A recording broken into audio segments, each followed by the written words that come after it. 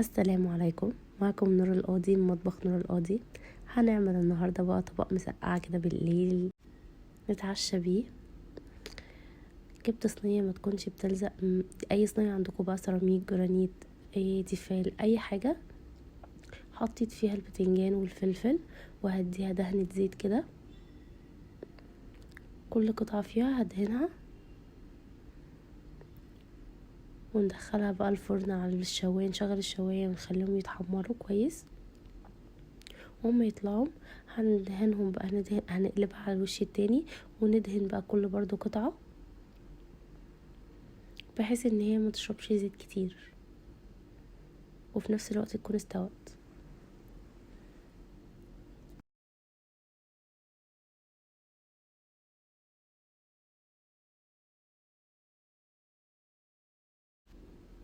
نيجي هنا بقى، نزلت شوية زيت وحطيت عليهم بصل متقطع شرايح، وحطيت فوقها الطماطم والصلصة وفصين توم وشوية خل. بقلبهم على الوش التاني عشان برضو ادهنها من الزيت وادخلهم يتحمروا تاني.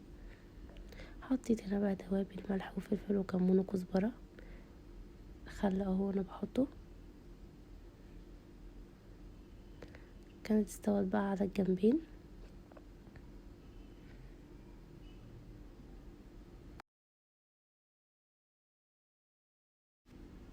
هنحط بقى الصلصة. انا بحب البصل فيها يكون كتير ويكون واضح.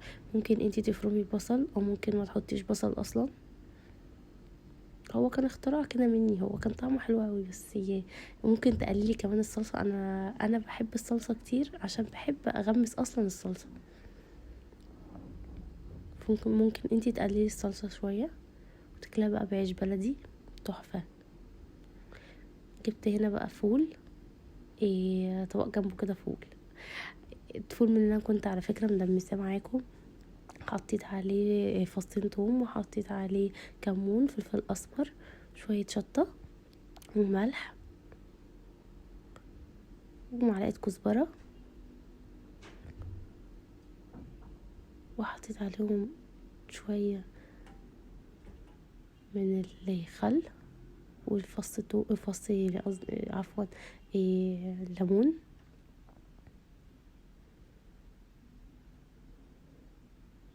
حبة كاملة كده من الليمون عصرتها.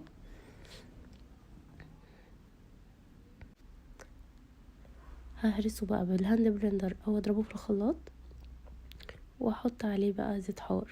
ممكن تحطي عليه زيت زيتون براحتك. هيعجبكم قوي العشاء ده، اكله انما ايه عسل.